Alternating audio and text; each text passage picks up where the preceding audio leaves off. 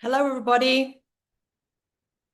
Welcome to the 2026 Young Lions Australia competition. I'm Hannah Starrick from the Advertising Council of Australia. We're the official CAN reps here in Australia, and we run the Young Lions competition. So I will be your host this evening.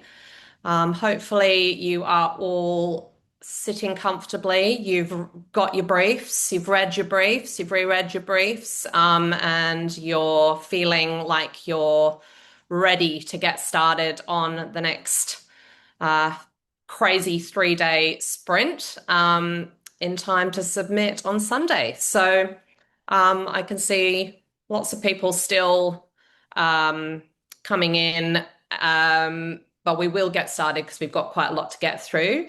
Um, we're going to use the webinar chat function today, not the Q&A. So the chat function, which means everyone will see all the questions and all the answers. So I just would ask you to use it judiciously. If you think of a good question, please pop it in the chat and we will answer it either live or via text. If we don't get to your question, and it's really important, we will follow up. But a lot of the questions, sometimes I might sound a bit strict, but I might also say it's in the brief. Please read the brief, and you will be able to get the answers there. We're not going to do raising hands. This is a webinar function. Sorry, we won't be going to individuals. I can't see any of you. It'll just be the webinar chat box. So today we're going to go through the process, and then we're going to have the wonderful Project Planet co-founders join us to take us through a little bit about the brief and the product.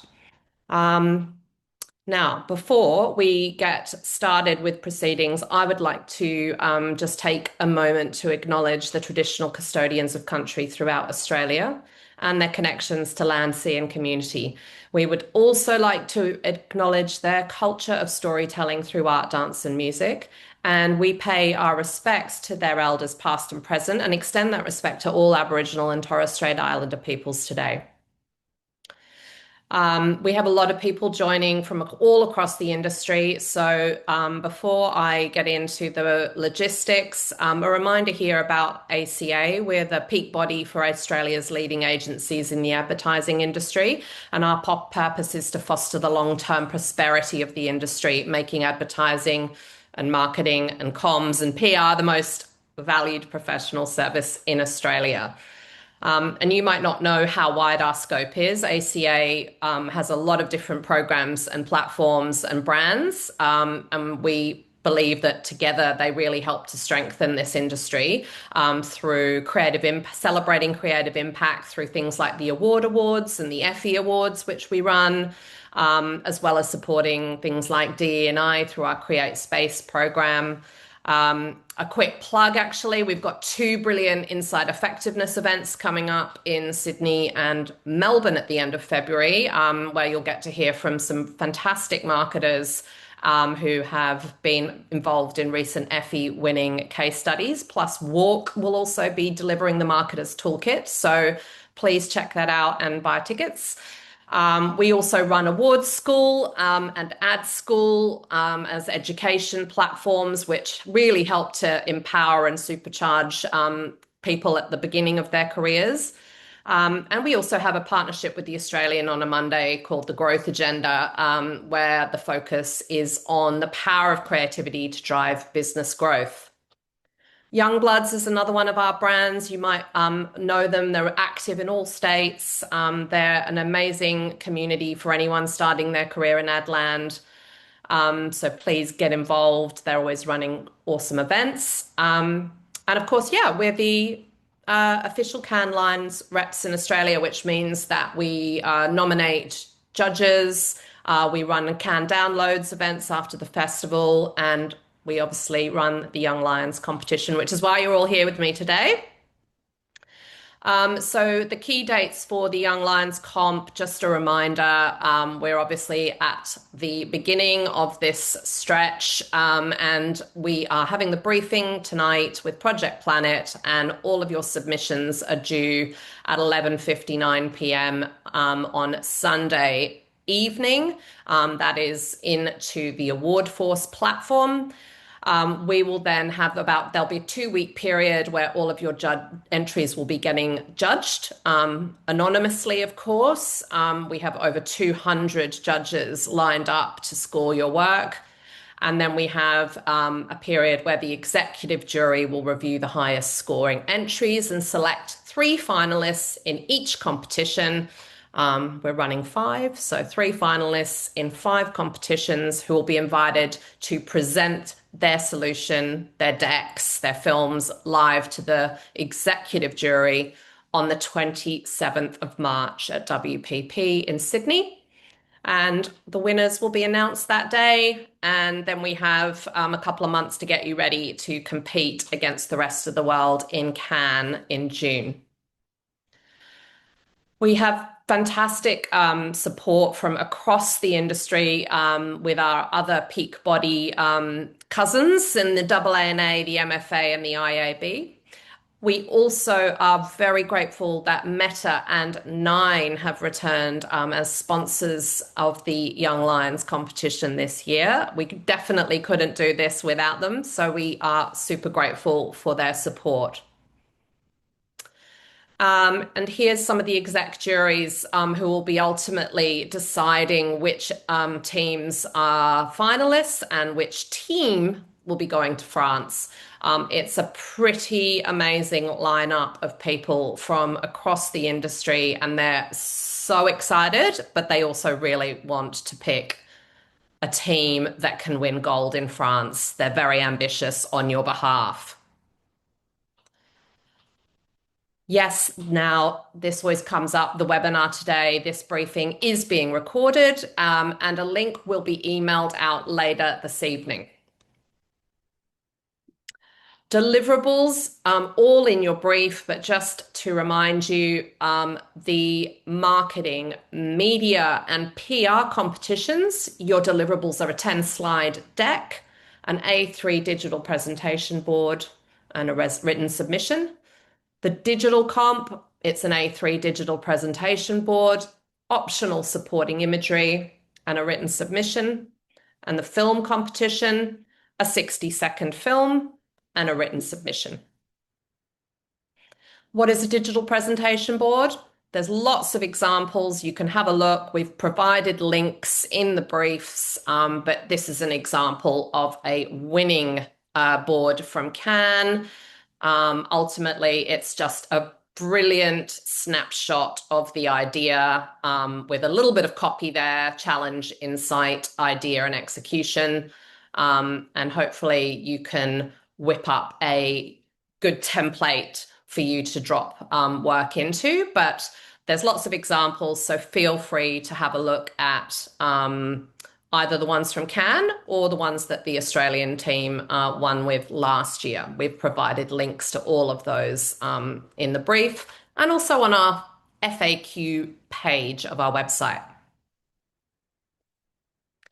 I'm going to be boring and say, please make sure you have read the terms and conditions. They're linked on the Young Lions page. The reason why is that if you do submit an entry that breaches the terms and conditions, we may sadly have to disqualify your team. And we really don't want that to be a surprise where someone's like, I didn't realize that that was not allowed. So I just keep saying, please do read them. It is important. We don't want to be mean, but there are legitimate reasons why you are given some kind of guidelines and things to look out for. And I will go through them now just to make sure they're all clear.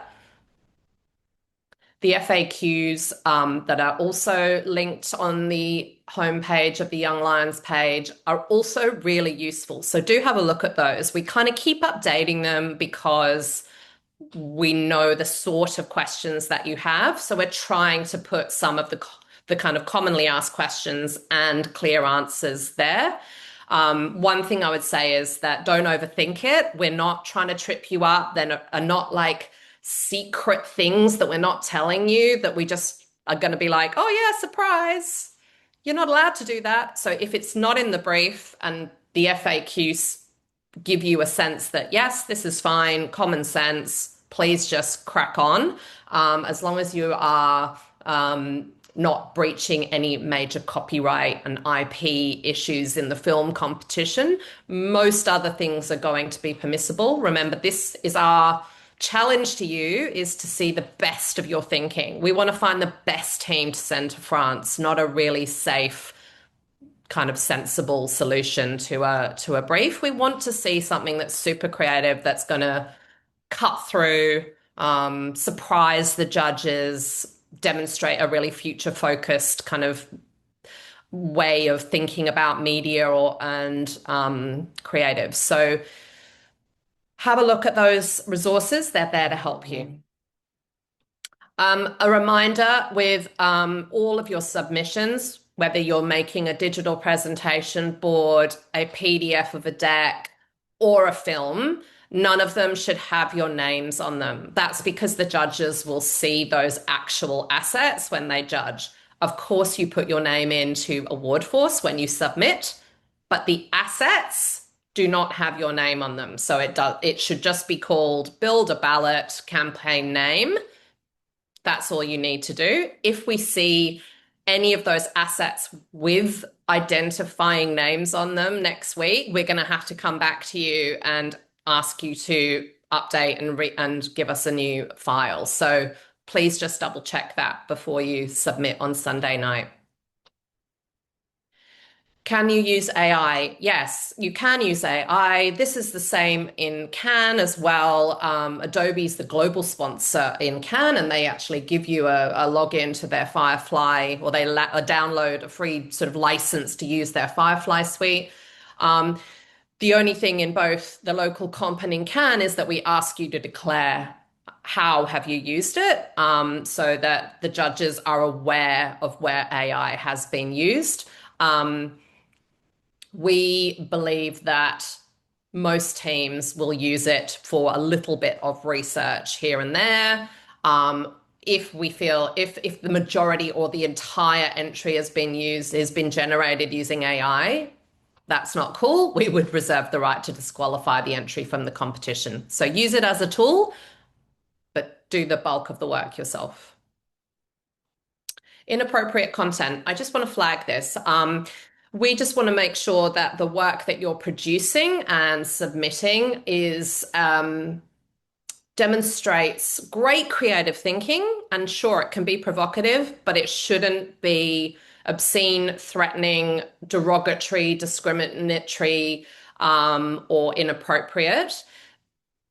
Also, just be aware that we're also looking at things like unsolicited spam should not be a big part of your solution, because of course you're working for a charity, you're working for a client. They cannot be hauled up in front of the regulator for unsolicited spamming of people. So just keep that in mind, and ensure that your solutions are, best practice in this sense.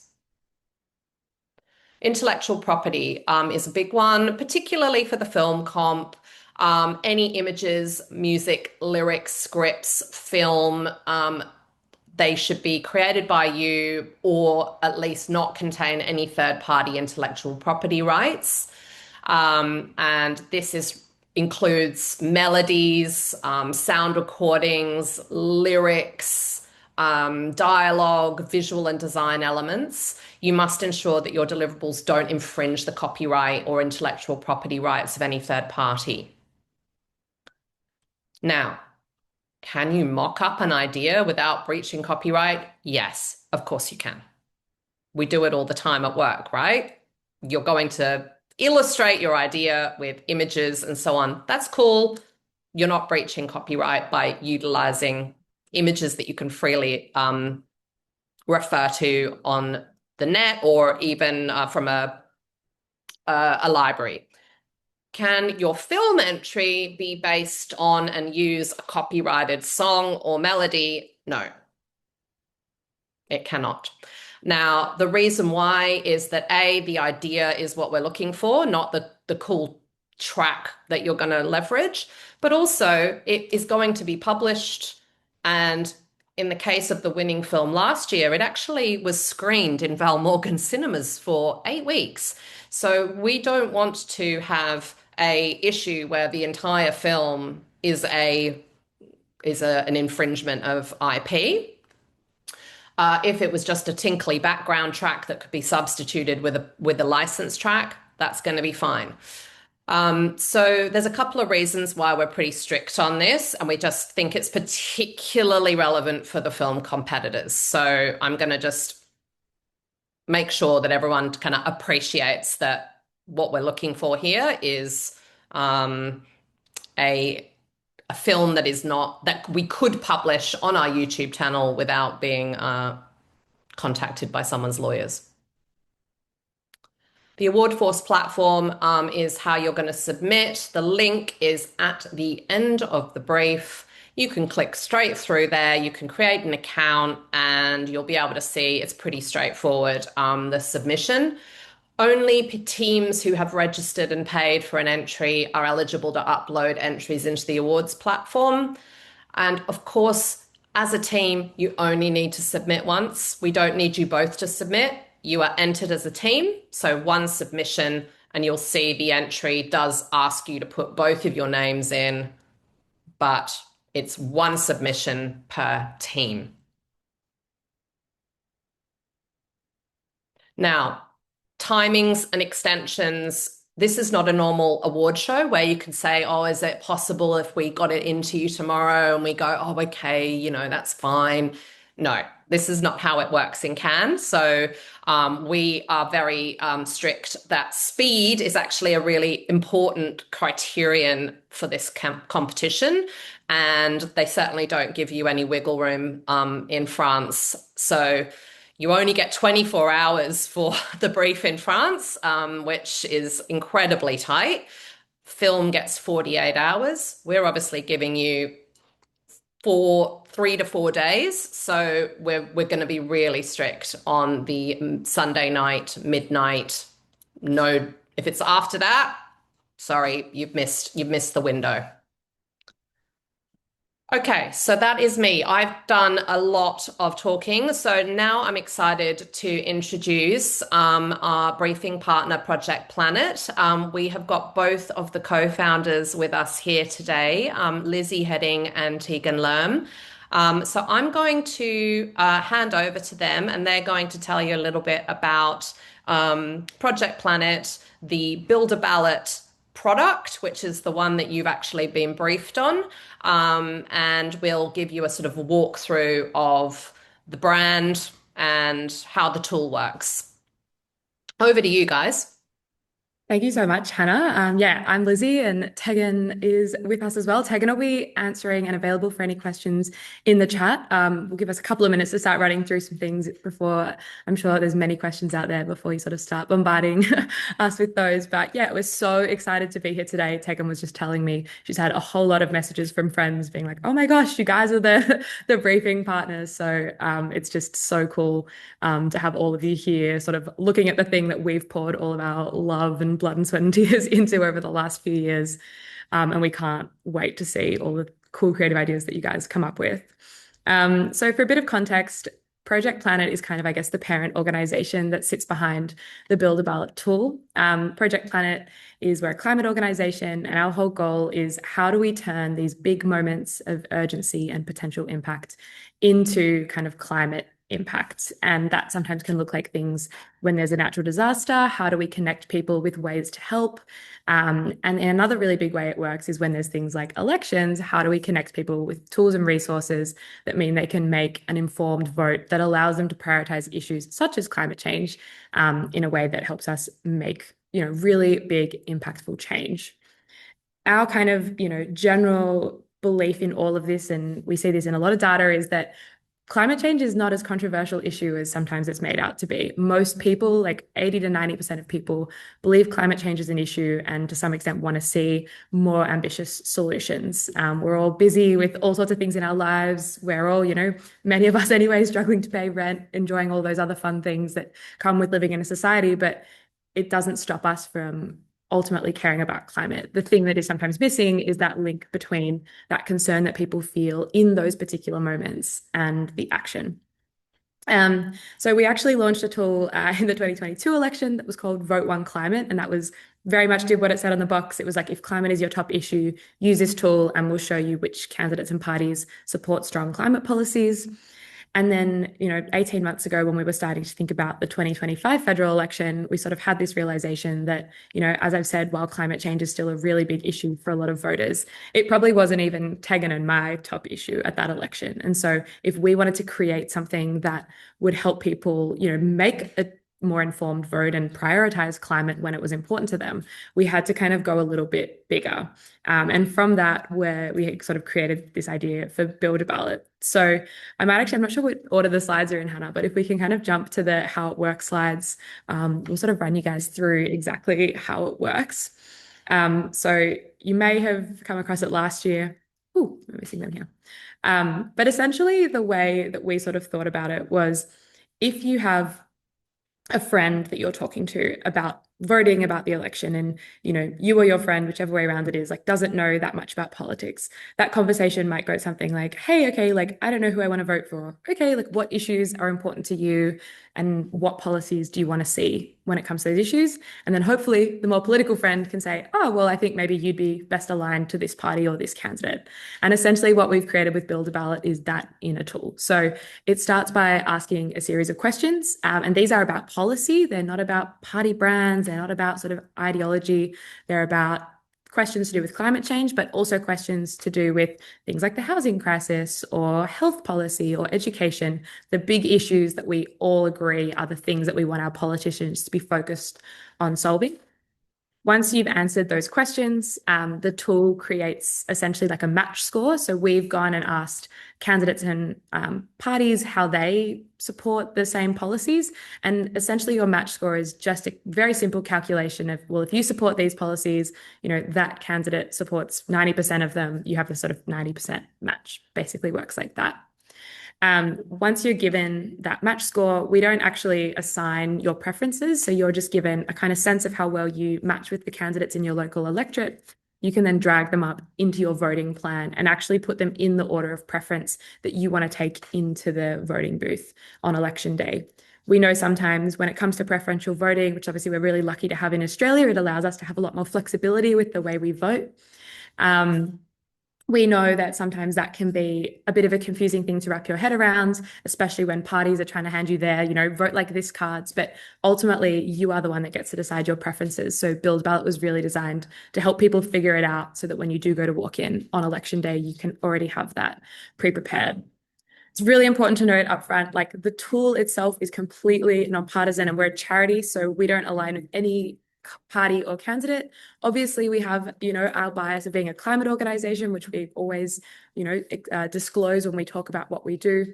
But the reality is, if you don't care about climate action and that's not a priority issue to you, you don't have to select that you want those climate policies, and you'll be recommended a candidate or party that aligns with your views. We had users from all across the political spectrum, and they were recommended candidates from all across the political spectrum last year, which is something we're really proud of because, I always say, like, if someone votes differently to maybe how I would vote, that's totally fine as long as they understand why they've made that decision. And ultimately, hopefully we all sort of have some sense of this, but when it comes to issues like climate change, the housing crisis, all the kind of things that we are struggling with and want to make better as a country, there's always things we can do as individuals, but ultimately the way we have to solve these problems is through sort of the greatest group project of all, which is our democracy. And so the more attention we are able to pay in those moments, when we actually walk into the voting booth, the better we can kind of feedback to our politicians about what matters and push our politicians to kind of actually do, represent us in a way that sort of makes sense for the issues we care about. I often I'm obviously a very, as you might guess, a very politically engaged person, but I think it's much better to pay a bit more attention when you go to vote, even if you don't pay attention as much the rest of the time, because that's when you actually have the power to communicate back to those politicians. So I guess a few kind of key insights that really underpin this whole brand and tool itself. And as you'll see, the kind of tool and the brand have a lot in common. They really sort of all fit together. The first thing is that younger voters now make up a bigger slice of the electorate than ever. Last election, they were 50% of the total voting pool. Historically, the sort of baby boomer generation has really been the big one in Australian politics. But as this shifts, politicians are starting to pay more attention to these voters. At the same time, we know that voters trust friends and family over traditional news sources and other sources of information. And so by creating a tool that people can share with friends and family, that's much more likely to be a kind of way that we can interrupt what can be very autopilot decisions about voting in an information environment where trust is really declining. That's something that's really important and really powerful. As I mentioned earlier, there's voters care about issues. This piece of polling had sort of 69%, 70% of voters concerned about climate change, but also 60% of people identifying that they have a low understanding of Australian democracy. And so we sort of think that in the middle of this is a whole lot of voters that care about these issues, but don't necessarily understand how that translates to their vote. And then finally, we're, as you would know, seeing more and more all of communication happening online and through new media, but particularly when it comes to politics. And yet politics as an entire arena is quite slow to adapt to that. So having this digital first approach allows us to kind of reach a whole range of voters. So when we think about our audiences, we really think about them in these two camps. The first one is what we call the political friend. And this is that person in the friendship group that is always reading the news, that knows what's going on. They're the person you go to for advice when you need to vote, when you need to understand what's going on with a particular policy or issue. They're, what Tegan and I are, the political freaks. We're obsessed with all of it. Big day for us today with, lots of drama in Canberra. And then they are kind of who we speak to directly as a brand. And one of the things that's really important is that we sort of tell these people, hey, you are the political friend that your friends come to. That was something that worked really well for us when we launched the tool last year. Was these people felt really empowered to share it within their networks. Because people in general, I think as well, I don't know about you guys, but I don't ever really want to say to a friend, oh, you should vote this way. I want to give them the tools for them to figure it out for themselves. And this tool made it really easy for the political friend to do that. The low consideration voter then is kind of, I guess, our ultimate goal. And those, obviously, we're all coming from marketing and advertising land here. We probably are familiar with the idea of a low consideration purchase. So that's something that doesn't feel like it's a very risky purchase to us. It's something we just quickly make on the basis of brand. Our theory is that that's how people vote a lot of the time. Often in politics, it is described as a low information voter. And we didn't feel that that was quite right because that really implies, firstly, kind of a level of judgment, like, oh, this person doesn't have a lot of information. Sometimes it's called low education voters. But what we really felt was, oh, there's a lot of people who don't really either understand exactly how their vote is connected to outcomes or kind of have correctly identified that no individual vote is the one. And that power in numbers, is only possible if we all pay attention, which is something that can be quite hard to internalize as an individual. So by sort of understanding these voters as people that make decisions based on the brands of the political parties, we sort of recognized there was this opportunity if we could get to them with some sort of clear, transparent, nonpartisan information as they're making that voting decision to make a more informed vote that more accurately reflected the issues they actually cared about. So when we think about how this kind of fits into the brand and as we think about putting together campaigns and ideas, one of the first things, as I mentioned before, is that we are a charity and that it is incredibly important that Build a Ballot is always non-partisan. We don't recommend candidates or parties in any of our advertising material. The tool doesn't automatically recommend anyone by default. It is purely based on what the user selects. And so it's really important that in everything we do, that's kind of kept front of mind, that we're not telling people who to vote for. We're trying to give them the tools to make a more informed vote, because we trust that when people make that more informed vote, they will prioritize, the issues that shape our countries and states in the long run. The other thing that I've already touched on is we have to treat voters like they're smart, because they are. We trust all sorts of people to do all sorts of important jobs in our economy. people, have an amazing ability in general to understand complex information.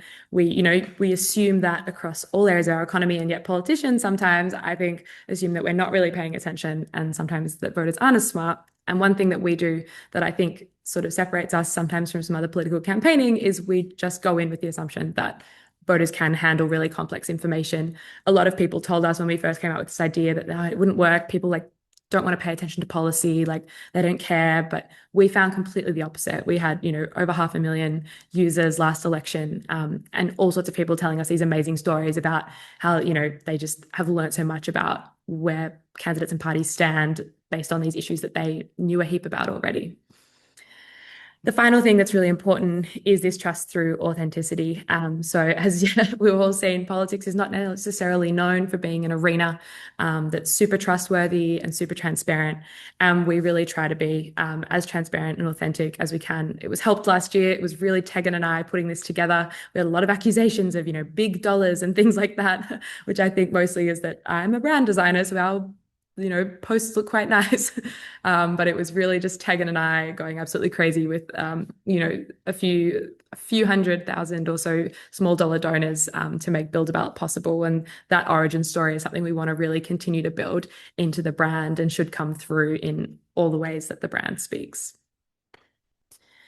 And then, this is sort of the visual language. You'll have access to this, I believe, in the Google Drive, as well as a more detailed breakdown of exactly how the tool works. Unfortunately, we're sort of in the process at the moment of sort of refixing a few things with the tool as we bring it to state elections. So you actually aren't able, unfortunately, to use the live tool at the moment, but there's a bunch of mock-ups of the tool in the folder, and you'll be able to see that in the How It Works deck, which provides a bit more information about the actual sort of user experience of the tool itself. In there, as well as our brand guidelines, which includes obviously all the visual guidelines, but also a bit more about our tone of voice, which really, I guess, aligns with those kind of overarching brand principles, that we really want to speak to people as though we're a peer, not a power, is how we say it, which means we can really use some quite fun language. We had a few posts last year that were things like, don't just vote like your parents, yeah, or very sort of language as though you were talking to a friend. That again sort of separates us from some more sort of serious, I guess, election and political content, while still sort of maintaining that authenticity and trust that I talked about before. Less is more, keeping it really simple and straight to the point. The tool does that itself. The whole goal of it is politics is incredibly complex and confusing at times. And so we really try to simplify it in all ways to make it feel approachable without it sounding dumbed down. And then finally, and this is probably more so for us when we're writing our content, but also for you guys to just keep in mind, substance always takes priority over style with this brand. It's really important that anything we say or do is really backed up with evidence, and is, really coming from a point of view of we are trying to add that layer of good, high quality thinking into a political conversation that can often otherwise turn into, a little bit of political mudslinging. And we really want to be the opposite of that wherever possible. The only other thing I'll flag is obviously we have the tool itself that has the very sort of specific ask questions, gives you that match score. One thing we also do is we understand that's, by definition, a very simplified version of the voting decision. If you have time, we think that there are so many other things you should look into, and we are always building other ways to connect people with more information. We have a research hub on our website during the last election. We provide resources to help you vote below the line, all those kind of things. So we really want Build a Ballot to be that kind of starting point to help you make that informed choice, while knowing that that research is something that should go ideally far beyond the tool itself. But the tool kind of creates that entry point for people that might otherwise feel a bit overwhelmed by the whole idea of kind of doing that research before they get into the voting booth. Tegan, do you want to, I've seen a few things in the chat. Are there questions that are useful for me to answer? Do you want to call them out? Yeah, great time to ask that. Someone has asked, are there any specific guidelines on proposed brand partnerships? Great question. If you go to our Instagram, you will see that we did some partnerships last year. We did one with Messina where we basically got we ran like a mini election for the name of their ice cream flavor that was going to be available in the week of the election. So we kind of created like a fake little preferential voting for the ice cream names. It was like a whole content piece around it. So that was sort of one example last time. We also did one with Heaps Normal, where I did a video of me explaining preferential voting with beers and tried to skull it at the end and totally failed, which is quite embarrassing. So in general, like we really love working with partners because obviously we're a charity, we're like low on budget. A lot of these partners really love being able to support us. So we're able to kind of access their audiences by sort of coming to them with these great creative ideas that they're really excited to work with. In general, with partnerships, we're not as strict in terms of like our brand usage there. It's really about how do we create something that's going to be interesting and engaging first and foremost, obviously without losing sight of those core guiding principles. So the Messina one, we kind of created like a co-branded aesthetic for it, I suppose. But I think it's more about how do you find sort of creative ways to work with interesting partners rather than just like the size of the partner itself is something that we would always prioritize. Finding people that really fit with who we feel like we are as a brand, being able to like fun, authentic, all those kind of things. Lizzie, maybe I can. Oh, can you see the chat, or do you want me to I ask the can see the questions chat. and There's you just can answer them? I think that's easier. So, yeah. So, how long on average does it take to? Sorry, how long does it take to? I think this is trying to ask how long does it take to do build a ballot? Like, how does it? Yeah. How long does it take to get through the tool? We basically designed it so that you can do it in under 2 minutes, which is a pretty like you're getting through it pretty quickly. But we sort of say like we had I think we've used that essentially as a claim. It's possible to plan your vote in under maybe 90 seconds. We even said last year. Generally, we'd say to people, it's like if you've got 5 minutes while you're standing in line waiting to vote, like that's more than enough time to plan your vote. So yeah, we knew that the people we wanted to reach probably wouldn't want to spend ages on a tool, and that we love ABC Vote Compass. It's another great voting resource, but as one of the challenges of it is it can take a little bit longer to go through. So we wanted to create something that was designed to be really fast moving. So that's what we said last time. Do politicians ever recommend your tool?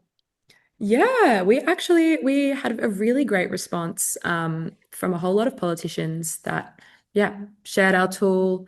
Yeah, it was obviously, as you would all know with the political landscape, there's often initial accusations of, oh, again, who's funding this, who's behind it? And I think as it became really obvious that it was Tegan and I basically being like, we just want to help people make better decisions. We've had a heap of support, both during the election, which I will say during we launched the tool, and we always launch the tool about 2.5 to 3 weeks out from the election because we wait until we get the final candidate list. So this isn't something that's like always available because you only need it when you actually go to vote. But we've also had lots of conversations with politicians since then who are really love the tool as well. So it's been really validating and very exciting. And I think with our long-term goal and thinking about the power of this tool, the fact that politicians are really interested in they really want to know what policies are people supporting, is a really exciting thing for us to be able to join together what people care about and what politicians act on. And we really want to be that bridge from the people, not to speak for everyone, but that's something we really are trying to become as best possible. I think I can meld two of these questions together. Guidelines on talent/spokespeople, and also the budgets around partnership costs. Yeah, I mean, in general, we are pretty low on budget as a general rule. So I think with partnerships, the guiding factor would be how can you make this a partnership that's going to be mutually beneficial for a brand and for us? We didn't really pay for anything with our partnerships last time because we basically convinced those brands that it would be good for them and good for us to do it. And so you want to be for Heaps Normal, for example, we created this video, I shot it at the pub, it got 500,000 views. It's by far their best piece of performing social content. So it was something for them. They were basically getting free, great content and exposure. We kind of got to use their brand and in a way that also gave us kind of a level of legitimacy as well. So I think where it can be really mutually beneficial is really the thing to go for when it comes to partnerships. I think I saw a question in there as well. I don't know if you asked me this. Sorry, taking my brain's holding lots of information at once about spokespeople as well. Sort of a similar principle. We got there was lots of conversation for those paying attention to politics about influencers at the last election. And we got a lot of accusations that we were paying them. We absolutely didn't. the way that we sort of approach working with, we sort of reached out to as many people as we could find that we thought might be interested in sharing the tool. But the way we sort of did that again was to go to people that we thought, hey, you seem like someone that might want something like this to share. And so we basically designed the tool to be useful to sort of spokespeople and influencers so that they would want to share it. Like we're kind of building it for them as much as all the users as well. Like if you're someone that cares about issues but don't want to necessarily go to your followers and say, vote this way, like that's where the tool fits. So that was really how we approached that, which again, I think is a good guiding principle that we wouldn't necessarily want to reach too far away from someone that might want to share on their own. And so thinking about people, if that is part of your strategy, that would already be able to speak to the tool in a way that felt very authentic and again fits with those kind of overarching principles. I can jump in as well about this. There's a question around the mandatory, like, is it the key message planning your vote? Is it mandatory to include? We're not giving you a copy line. We're just saying that's the key message. So obviously your job is to creatively communicate the key message in a way that the film is going to inspire an action. So there's no point making a 60-second film if at the end people are like, oh, what was that about? I don't know. So all we're saying with the key message is make sure that you are highlighting the point of this brief is about vote planning. It is not about, hey, go out and vote. Democracy, yeah, that's definitely not the thrust of the brief. The message and the action that we want you to try and get people to take after watching the film is to plan their vote using the tool, and that Build a Ballot, the tool Build a Ballot, should be quite central to that message, rather than doing all of this and then they go and Google and go to ABC Vote Compass. That would not really deliver on this bigger goal of getting lots of people to become very familiar with Build a Ballot, as Lizzie said, as the bridge, the sort of the gateway drug to being a active, thoughtful voter in state elections and eventually federal elections. Thanks, Hannah. Lizzie, we've had a couple questions about clarifying our audience groups. So I think it is probably worth re-discussing or re-going over the difference between the political friends and the low consideration voters, and potentially the messaging differences between them. Yeah. I think the first thing is, like, we decided last time that it made more sense for us to speak to the political friend, knowing that they would send it to their friends, because we kind of come back to that insight earlier about, like, people trust friends and family more than they trust sort of outside advertising, for example. So if we're trying to reach this voter, like, the reality is the political friend probably was going to do their research anyway. Like, they're not someone that we're sort of changing their behavior with this tool necessarily, but they are a sort of means to an end. Sorry, there's a fly. It's the weird hands going on here. But at the same time, like, I think as we grow, and, like, because we've now done an election where we had 600,000 users use the tool, we've got a bit of established brand equity and, like, brand recognition, we are increasingly able to potentially go after a low consideration voter directly. So we're not sort of specifying who, like, you need to speak to. This was kind of our strategy last year and who we think about as being our kind of core audience groups as we create our content and everything. But even, for example, in a very simple sense, if we're creating a piece of social media content, we're often thinking about what would the political friend share on their story so the low consideration voter would see. So there's always this kind of interplay between these two sort of people, again, because of this voters trusting friends and family, and that being something that's been really useful. But, when we're thinking about film and the sort of briefs that you guys are creating, they're going to have a more of a mass market appeal. And so there's always that question of, can you reach that low consideration voter that we think is really important directly? The political friend is probably more of a strategy more than it's a target audience. Good one. I was just typing away, so I haven't, and maybe you can answer this as well. There's a question about the timing for the campaign.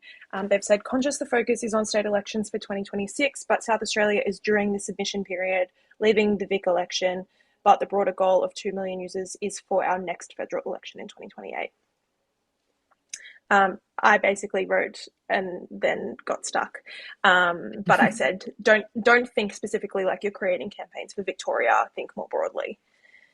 Um, And I think it's almost saying like over the next 2 years, there will be various state elections that your campaign could work for. So if you want to pretend that it's a New South Wales state election event coming up, that's fine. But I think you're right, Tegan. It's like the idea shouldn't be a one-off, very local, very sort of tactical idea. We're looking for something that could build over time. But yes, there are various state elections coming up over the next 2 years, and you can use them as a sort of setting for your idea if that makes sense.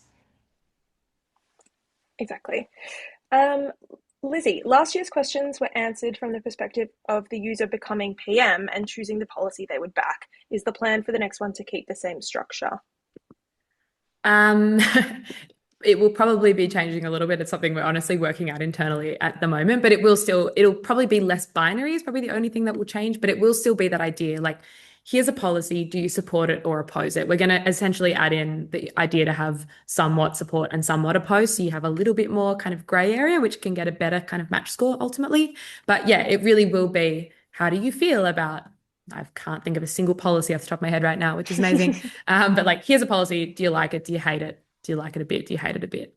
So same thing, like we obviously wrote the line, imagine you're the PM. You can imagine whoever you want to be, but yeah, it will continue to work like that. And it will continue to be based very much on policy, which is something that makes us different from a Vote Compass, which is definitely trying to be a bit more ideological. How many users of the tool did we see in last year's election? We got almost 600,000 and we crashed the site on the last day. So it was very exciting. And we have a wonderful developer now working with us to make sure that doesn't happen again. And just to clarify, the site crashed because too many people were trying to use it. Yeah. A great problem to have. Can we do partners like Uber Eats, etc., or are they too big to be considered in the brief given the budget? Lizzie? I mean, this always comes up, and I would say we're definitely not going to limit your imagination. I remember last year a lot of solutions was like, oh, you got no budget. All right, so what we'll do is we'll just get insert enormous brand here to advertise it for us, and that's how we're going to achieve the goal. And it is definitely worth considering which brands might be able to help Build a Ballot reach the target audience for sure. And if Uber Eats really fits strategically, I think go for it. We're just conscious that I suppose it can be a little bit of a lazy, like slap giant brand into the middle of the idea and everything else sort of becomes about that brand. So make sure that Build a Ballot is central to the idea. The Build a Ballot brand is the hero, not the other brand. That's another thing that you've just got to worry about with enormous brand sort of leading the way.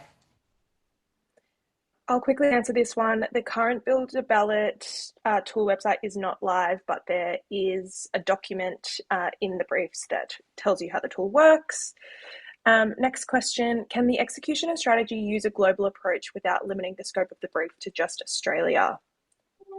I replied to that one, Tegan, where I just said, look, I mean, the brief and the product are distinctly Australian. Please work with the reality of Build a Ballot being an Australian tool. So again, don't deliberately ignore the brief and the client and the audience and go, I'm going to go global with this. No, that's not what the brief is asking you to do. So I think keep it Australian, keep it based on our culture, our way of speaking. The tone of voice is really Australian. It understands how Australians speak.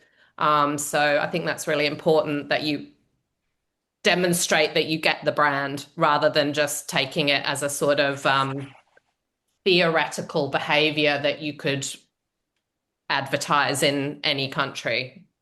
I think especially understanding, like we obviously have compulsory voting and we have preferential voting, which makes us very different from a lot of other places around the world. So it's one reason why we actually probably won't scale this globally in any time to short term because not many places use preferential voting, and that's how the tool, like, it's what the tool is designed to do, is plan a preferential vote. Yeah. And yeah, we have not put a budget in the brief. And if you look at the FAQ section, we have asked that. We've put that FAQ in there. Is there a budget? No, we have not put a budget in there.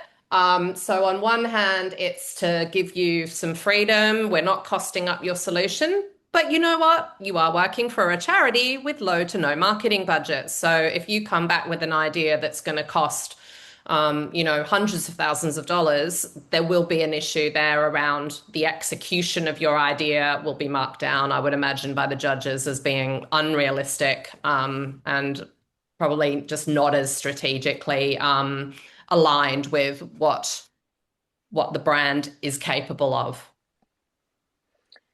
I'm going to skip over a few questions that we have definitely answered already. Lizzie, are you able to share demographic segments / age groups or location percentages of your users from last year? Yeah, so we haven't included this kind of in too much detail because in general, we really want to not get caught up on that because we think that the biggest drivers of users to this is really user behavior. That said, as you'd probably guess, like the biggest user group was about 25 to age 40. Women use it a bit more than men. And location-based, it was very funny. It was very much where we sort of had people we knew. So we had like a big yoga studio in Adelaide. So Adelaide was one of the biggest user places because that yoga studio just shared it a lot. So, but it was sort of we had every single electorate across the country. People use Build a Ballot. Slightly, probably a bit more density in the inner cities, but it really was like it reached everyone quite a lot. Across all those, and obviously where those kind of like younger audiences tend to live, therefore it tended to be more used there. But we want to sort of, we want to reach 2 million voters. There is in total about 17 million registered voters. So we're talking about a very significant percentage of the total voting population is our kind of goal for the next federal election. So we really want to kind of look beyond demographics and really look at those core underlying behaviors and feelings that shape voting and election behavior. Hannah, there's been a couple questions specific to film briefs. I don't know if you want to speak to those or... Yeah, I mean, I think a lot of them are just asking questions about talent and so on, which we have answered in the FAQs. Ideally, the film would be anonymous. So if your boss is watching it and judging it, they're not like, oh, that's, so-and-so, that must be their idea. We want the submissions to be anonymous. So ideally, you'll rope in people other than the 2 team members to be the face for this competition. Great. So that looks like we're all up to date on questions then. Is there any final ones before we wrap up? Let me see. Thank you, Alex. Thank you. Great hype.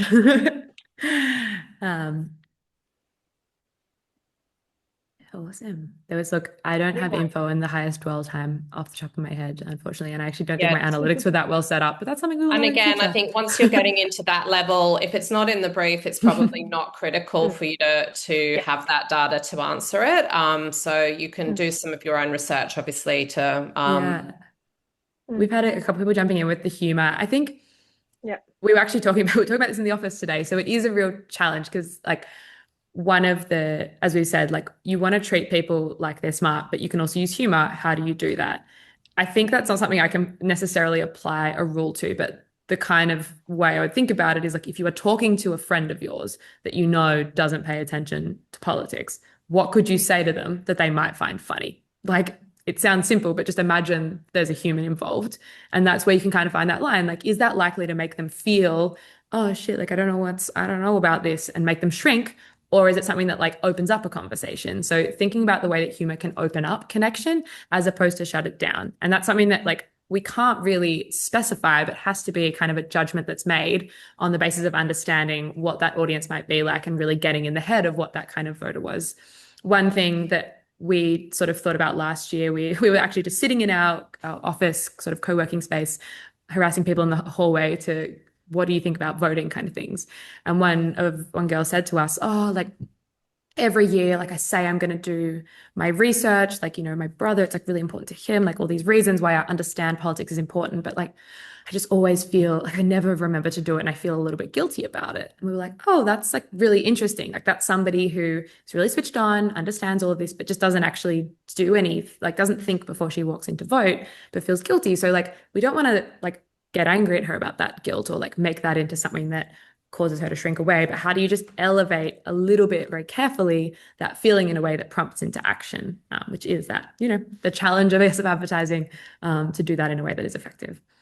Yeah. And so just to Mm. summarize, people are getting very caught up on the exact words that I've put on the screen and things. Focus on the brief. The brief is the challenge to you. Your job is to do your best creative thinking and come up with something that's surprising, on brand, strategically clever.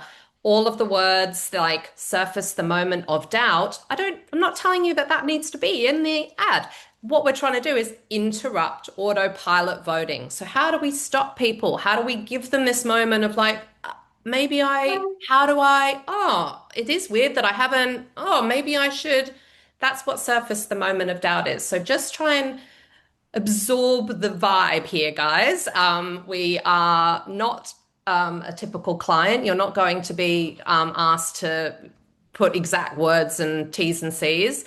This is about a big idea. We want big creative thinking because we're trying to drive mass adoption of this tool with a long-term ambition of reaching 2 million Aussies by the next federal election by reframing vote research as a normal, low-effort behavior rather than a political act. So that is your job.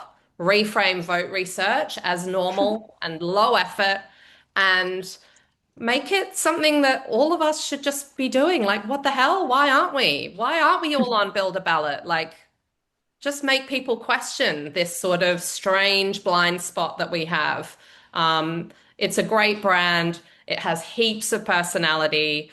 Lizzie and Tegan are actually doing a pretty great job of marketing it themselves. But you know what? We can bring a whole lot of really interesting ideas to the table through this competition. And we want to see you go wild with it. We're not looking for lots and lots of examples that are deeply practical and expected. So try and sort of push yourselves out of like the first thought in an obvious way. Each brief has got a slightly different focus. We are looking to kind of, some of it is about normalizing the behavior, some of it is about positioning the product as useful, some of it is about finding ways to intercept really disengaged people with interesting media placements or media thinking, media moments.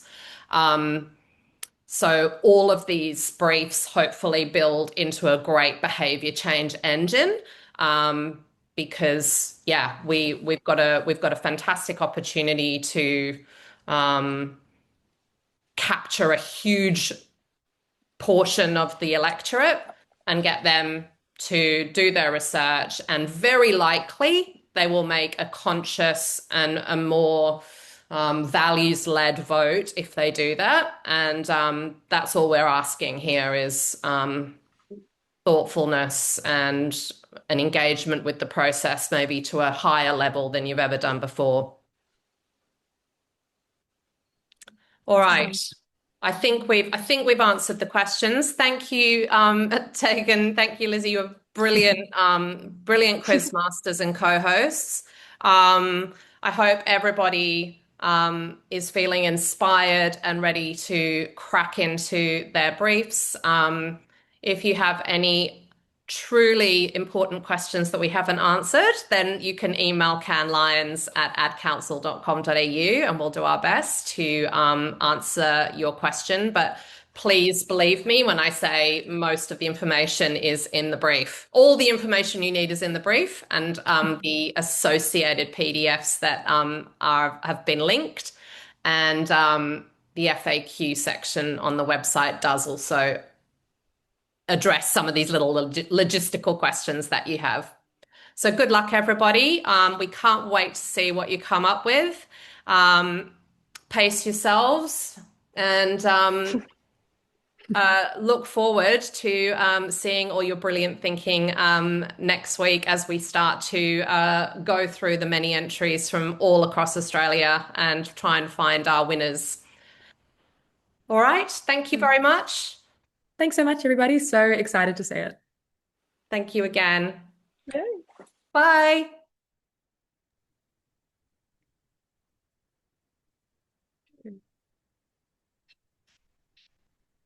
Good job, Hannah.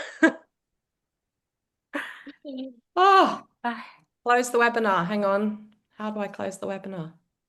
Ugh. I don't know how to.